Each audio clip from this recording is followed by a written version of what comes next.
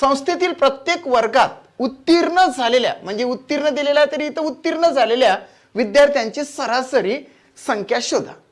Easy आहे मित्रांनो. अनुक्रमे या शब्दापासून आपण सुरुवात करू. हा जो अनुक्रमे शब्द आहे तो हे दर्शवतो की 50चे 20 60चे 25 असं करत करत आपल्याला प्रत्येकाची टक्केवारी काढावं लागेल. 50चे 20% म्हणजे काय तर 50 लिहायचे गुणिले 20% म्हणजे 20 भागिले 100 करायचं झालं. आता हे फास्ट मध्ये पण करता येते. मी तुम्हाला कॅल्क्युलेशन बेसनं सांगत आहो. या ठिकाणी शून्य कॅन्सल शून्य कॅन्सल शून्य कॅन्सल शून्य कॅन्सल म्हणजे 10. आता 50चे जे 20% आहे ते आपण 10 सुद्धा डायरेक्टली काढू शकतो कारण की 50चे 10% म्हणजे 5 आणि 20% म्हणजे 10. इथं घेतले आपण 10. त्याच्यानंतर 60चे 25%. आता 60चे 25% म्हटलं तर 60चे 4 भाग केले किंवा असंही काढलं तरी चालते. 60 गुणिले 25 भागिले किती 100. 25 1 25 25 1 100 4 1 4 4 1 4 उरले 2 झाले 20 म्हणजे 4 25 असे आले 15. आता या ठिकाणी 15 येते झालं.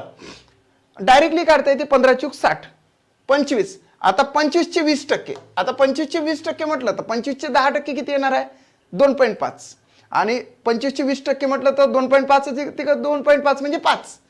ते 5 तसे पण येतात तोंडी आणि असे पण काढता येतात. 25 गुणिले 20 भागिले किती 100. 25 1 25 25 चूक 100 4 1 4 5 20 म्हणजे हे झाले 5.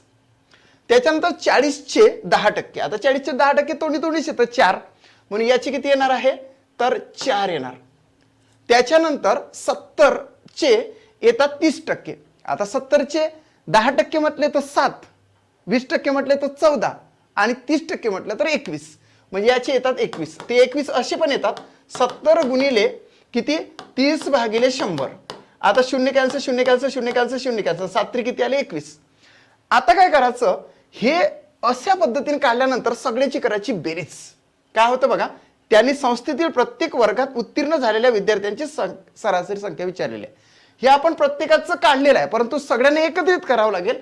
10 आणि 15 25 म्हणजे असं करायचं 10 15 5 4 आणि 21 या सगळ्याची जर आपण बेरीज केली तर 5 आणि 5 10 आणि 5 15 हातचा वाला 1 इथं किती आले 4 म्हणजे इथं 55 आले बघा किती आले 55. सगळ्याची बेरीज केली तर 55 आली.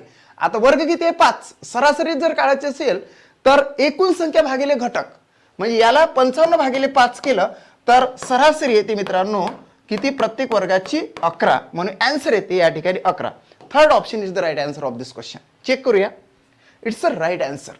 जर का तुम्ही MPSC स्मार्ट लर्निंग हे चॅनल सबस्क्राईब केलं नसेल तर चॅनल सबस्क्राईब करा. थँक्स.